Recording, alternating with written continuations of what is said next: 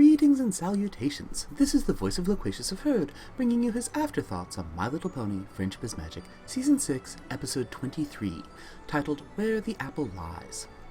I heartily suggest finding and watching the episode itself, sans commentary, before proceeding with either this Afterthoughts review, or viewing my full reaction, which is hosted at the link in the description. Be warned, this Afterthoughts review will contain spoilers for the episode. Now, with that out of the way, on to the review. We open with callbacks. Filthy Rich is picking up a new shipment of Zap Apple Jam for his store, Rich's Barnyard Bargains. It's nice to see that Mr. Rich is a nice and pleasant fellow. Alas, Apple Bloom, in an effort to be extra helpful around the farm, busily crated up both the Zap Apple Jam and the apple cider in the same type of crates, while neglecting to mark which crates were which. Well, mistakes will happen, especially when a young filly like Apple Bloom decides to go above and beyond in an effort to be helpful, and said filly starts and finishes these extra chores without adult supervision. When confronted on this, Apple Bloom realizes her mistake and lies to Applejack's face, claiming there's no possibility of a mix-up. One bumped crate later, and Apple Bloom is fumbling through an even less believable lie to try to prevent the situation from spiraling out of control. She's called out on it by Applejack, who is far more upset by Apple Bloom's lying than by her actual slip-up with crating goods. Apple Bloom, of course, had hoped to temporarily diffuse the situation so she could buy time to fix the problem herself, all without the embarrassment of admitting her mistake. They fixed the real problem easily enough. Indeed, Filthy Rich seemed far more concerned that the Apple family would think he had somehow instigated the cider jam swap. Reassured that they knew whose fault it really was, Mr. Rich departed, and my first thought, that this would be an episode about Apple Bloom telling lies as she tried to correct her earlier mistake, and watching it all spin out of control, departed with them. Immediate crisis past, Applejack returned to the issue of Apple Bloom's lying and the reasons for it. To Applejack's assertion that such lies don't actually help the situation, Apple Bloom, who is clearly embarrassed and a little angry because of it, fires back with the opinion that Applejack is so honest, what would she know about lying? Now, as someone familiar with the show, I can think of plenty of times when Applejack was less than honest. Times such as in Party of One, when she looked Pinkie Pie in the eyes and bald-facedly lied about why she couldn't come to Gummy's after-birthday party. And, of course, the glorious exchange later when Applejack was keeping Pinkie Pie out of the barn. Blatant, overt untruths delivered hilariously poorly. Other times she has encouraged falsehoods via omission or equivocation. In Leap of Faith, Applejack never outright said that the tonic Granny Smith was taking was a definitive magical cure. The closest she got, when pressed on the question in a public setting, was to say that it seemed to work for Granny, which was technically true, as Granny, after taking the tonic, benefited from the placebo effect and thus enjoyed relief from the particular symptoms for which she was taking said tonic. But technicalities aside, it was a truth that was misleading, a deceptive honesty that wasn't really honest at all. But from the gales of laughter Apple Bloom's accusation provoked from both Big Mac and Granny Smith, I knew there had to be some story of lies in Applejack's past which was, as yet, unknown to us. And sure enough, there was. Granny Smith's story mode, engage. Teen Applejack is adorable, ditto Teen Big Mac. And right off the bat we get both the characters we've come to know and love, yet characters who are oddly different from their adult selves. Teen Applejack wavers between certain purpose and faith in her big ideas, and an insecure uncertainty in herself and her position in the grand scheme of things. Teen Big Mac is a chatterbox whose motor mouth blasts his opinions over every pony he deals with, and both think that they'd be the best pick to run the farm when Granny retires from that duty. Applejack is the idea pony, Mac is the workhorse. The two clash, but even in their clashing it's clear that each cares for the other. While out in town retrieving more spray to fight the apple blight, they encounter a young Filthy Rich and his fiancée, Spoiled Milk. That name answers so many questions, and it's so appropriate. Also, Spoiled is just as status-conscious and arrogantly dismissive as we would expect, playing up her husband-to-be's new promotion to the head of the store in an effort to establish herself as more important than these two farm ponies she's meeting. Filthy Rich has extremely poor taste in mares. Filthy Rich is looking to make his mark as the new store owner, and Applejack is looking to get behind some big changes at the farm. The two of them hit it off and strike a deal. Filthy Rich can have 3 barrels of cider early to sell in his store, and if it sells well, then they can work out a deal for the whole batch. They shake on it, and Filthy trots off, excited by this new opportunity. Prematurely excited, as it turns out. When Applejack broaches the subject with Granny Smith, Granny puts the kibosh on the deal. Her explanation makes a certain sort of sense on the surface, but I was immediately struck by what seemed to be an underlying inconsistency. In short, jam keeps. You can make it, jar it, and be reasonably sure that the quality will be the same today, tomorrow, or 20 moons from now. But cider spoils. You can make it, serve it at the optimal time, when it'll be good, but thereafter it slips quickly from good to mediocre, from mediocre to poor, and from poor to undrinkable. Granny Smith insists on absolute control over distribution of the family cider so they can be assured that it is only sold and drunk when it's at its peak. Thus the whole fresh off the cider press deal. Only the cider in question isn't fresh off the presses. The whole conflict with Sweetie Belle swapping cider bottles for jam jars shows that the cider is pressed and bottled sometime in advance of its actual sale.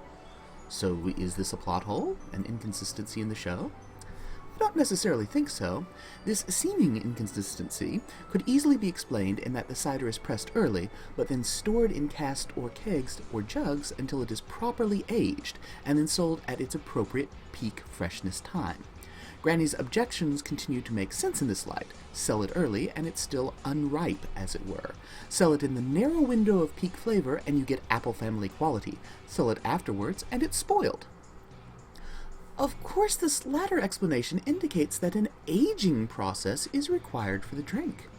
And when you age apple juice, it ferments into the alcoholic version of cider so well known to outside the United States. Indeed, once you leave the U.S., the term cider is automatically assumed to mean the alcoholic beverage. What we in the U.S. think of when we hear the word cider is what others think of when they hear the word juice. Saying cider abroad is to be talking about hard cider. It's an absolute implication. In the same way that talking about beer in America, or anywhere really, implies you're talking about an alcoholic beverage, even though there are non-alcoholic beers out there. Indeed, I suspect this overt and constant reference to an alcoholic beverage, especially within the children's show, is the reason this episode was banned in certain foreign countries. Now I, for one, am heartily in favor of the apple family cider being a hard cider. I feel it fits well with the setting, the stories, and the characters. So that this part of the conflict helps provide subtle support for that notion is pleasing to me. But back to the problem. Applejack has promised something she can't deliver, so she has to go back and tell Filthy Rich as much.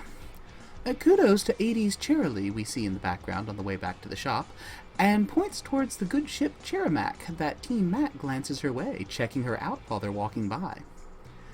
Big Mac keeps right on talking, espousing, in part, his belief that it's only through constantly speaking every thought on his mind that real communication can occur.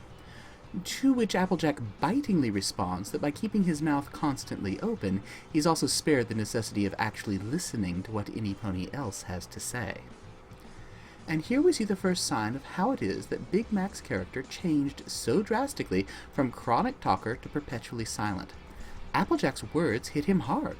You can tell he'd never even considered that by always talking he never listened, and listening is a vital part of good communication. Teen Mac has been trying to be a good communicator, and instead he's been part of the problem, talking over every pony around him while not giving their ideas and opinions a share of the conversational space.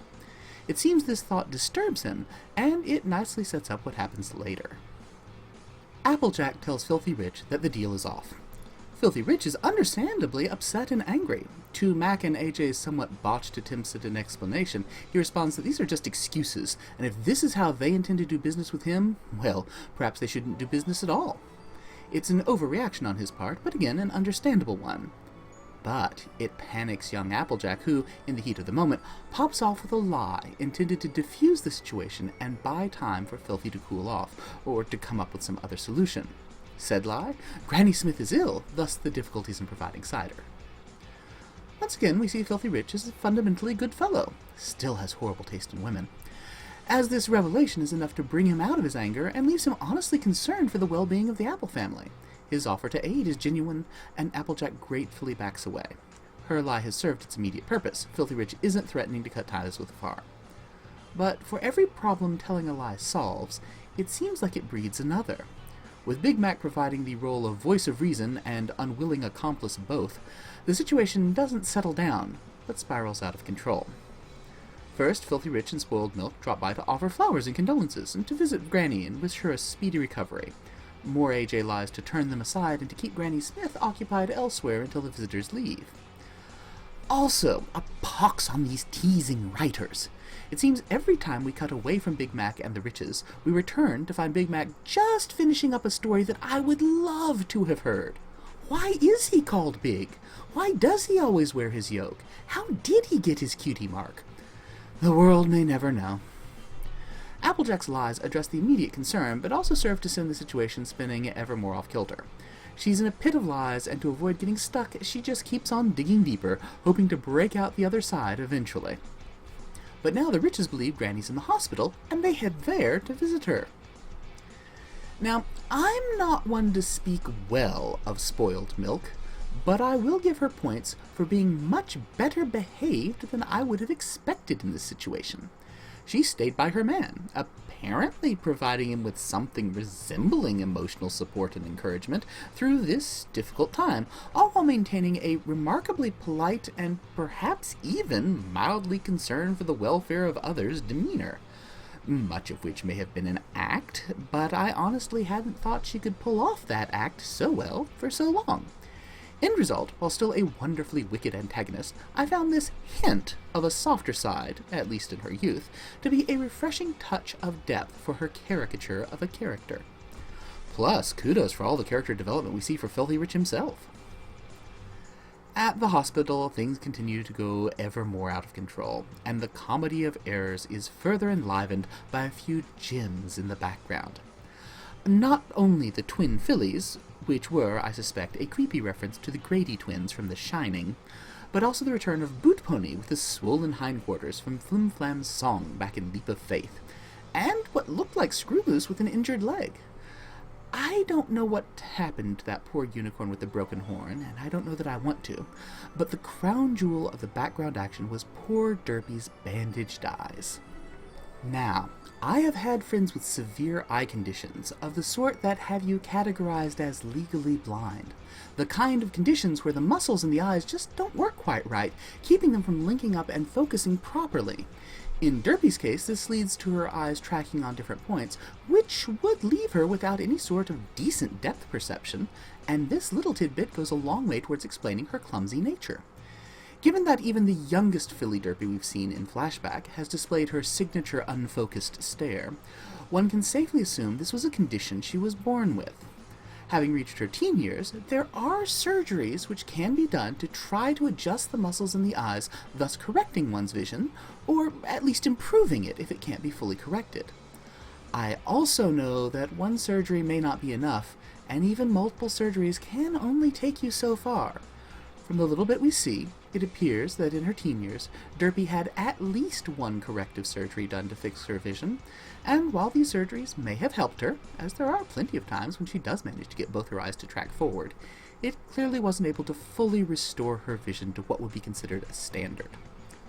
But on to the operating theater, and an old-fashioned one at that, where all the lies come unraveled and we have our liar revealed. Kudos again to Filthy Rich. While concerned by all this, he's not nearly as upset as I and Applejack feared he might be. Likewise, Granny's putting him firmly in his place with regards to talk of cutting off ties with Sweet Apple Acres helps further explain the older Mr. Rich's great worry that the incident with Apple Bloom might be misinterpreted as him once again trying to weasel some cider out of the farm.